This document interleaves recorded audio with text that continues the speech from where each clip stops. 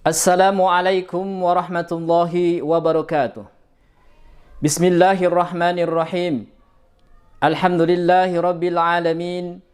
Wassalatu wassalamu ala asyrafil anbiya'i wal mursalin Sayyidina Muhammadin wa ala alihi wa sahbihi ajmain.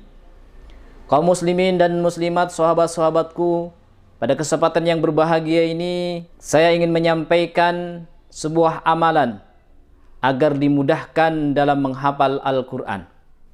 Amalan ini saya dapatkan dari guru saya, yaitu Kiai Haji Sufardi.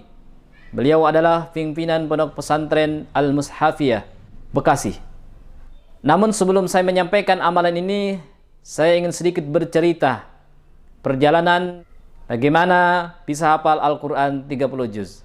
Cita-cita saya ingin hafal Al-Quran itu ada sejak usia MTS. Waktu itu tahun 1998 sampai tahun 2000. Ketika waktu MTS itu berusaha menghafal Al-Quran sedikit demi sedikit, namun ternyata rasanya susah sekali menghafal Al-Quran itu. Satu sisi kita harus menyelesaikan tugas-tugas sekolah, tugas-tugas pesantren, menghafal kitab-kitab dan lain sebagainya, menghafal pelajaran-pelajaran sekolah, dan satu sisi kita harus menghafal Al-Quran juga. Sehingga rasanya bingung bagaimana bisa menghatamkan Al-Quran, hafal Al-Quran 30 juz. Waktu itu sudah berusaha setor hafalan kepada Kiai Haji Supardi. Ketika kelas 3 MTS dikasih amalan, kami berdua.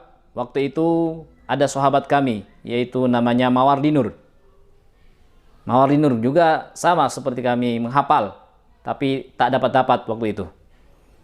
Kata sang guru, "Hei Sardi, Mawardi, kalau kamu kepengen hafal Al-Quran 30 juz, nih amalkan doa ini."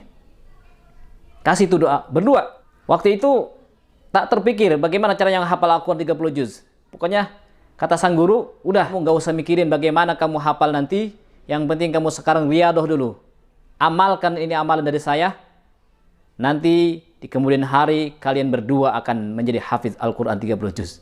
Nah, kemudian karena kami sudah kelas 3 MTS, sudah tuh berpisah antara saya dengan Mawardi tadi.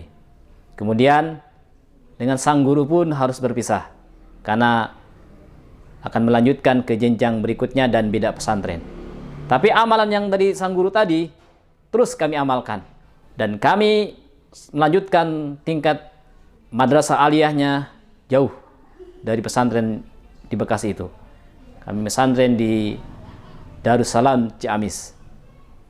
Ketika pesantren di Darussalam pun berusaha menghafal Al-Quran sedikit demi sedikit, namun rasanya masih kurang juga. Susah sekali menghafal Al-Quran ternyata. Susah, terus menghafal demi sedikit, tak hatam juga. Namun doa tadi itu terus kami amalkan.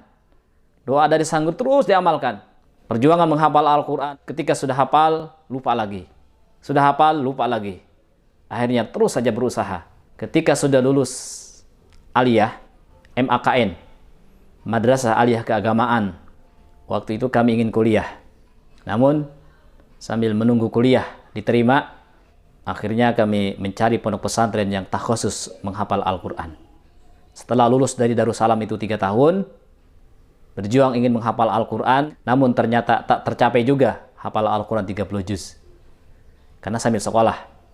Pergilah kami pulang ke rumah dari lulus aliyah itu, kemudian mencari pondok pesantren, namanya Pondok Pesantren Manbaul Furqan di Lewiliang, Bogor. Barulah di situ kami bisa serius menghafal Al-Quran.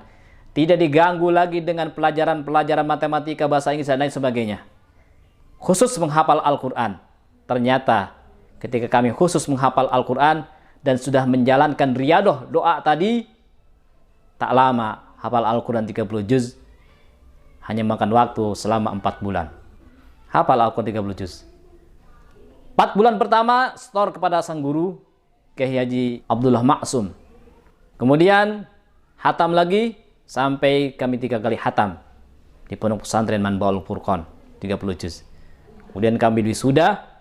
Ketika sudah diwisuda, kembalilah kami merantau, yaitu ke Jakarta tahun 2004.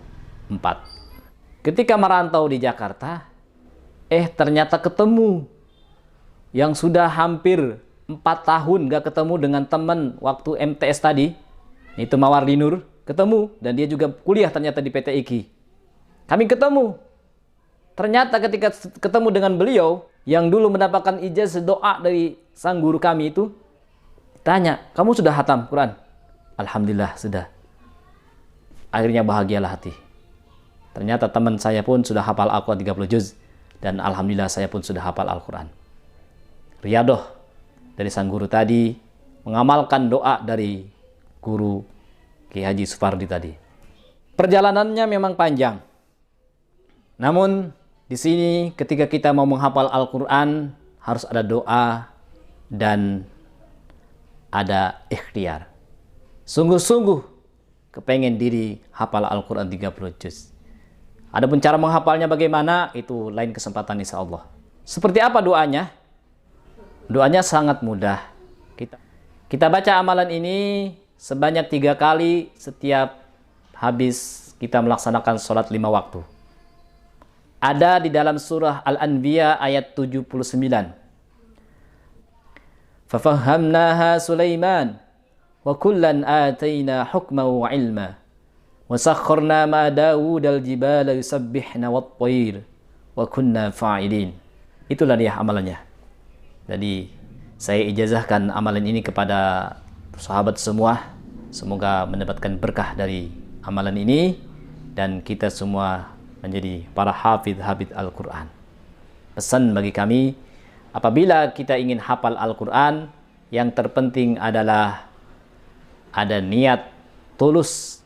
Dan nanti ke depannya, karena hafidh Al-Quran itu tidak hanya sebatas menghafalnya saja, seperti tadi kami bisa hafidh Al-Quran dalam waktu 4 bulan, namun ternyata setelah itu menjaganya memerlukan seumur hidup.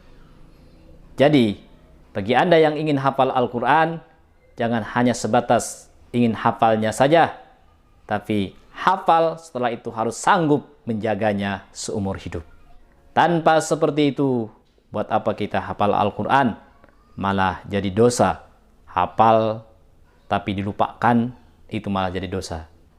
Tekadkan dalam diri bahwa saya ingin menjadi hafizul Quran dan saya siap menjaga Al-Quran ini. Kalau kita sudah siap menjaga Al-Quran, apa janji Allah? Kita akan menjadi tentara-tentaranya Allah, menjadi ahli-ahlinya Allah, karena Allah sendiri berfirman, Inna nahnu nazzalna dzikra wa inna lahu lahafidun. Al-Quran Allah turunkan dan Allah sendiri yang akan menjaganya melalui para ahlinya yang diutus ke muka bumi, yaitu para hafidhul Quran. Semoga kita menjadi ahli Quran yang senantiasa menjaga Al-Quran, mengamalkan Al-Quran, mentilawahkan Al-Quran, sehingga kita wafat dalam keadaan husnul khotimah. Amin ya rabbal alamin. Wassalamualaikum warahmatullahi wabarakatuh.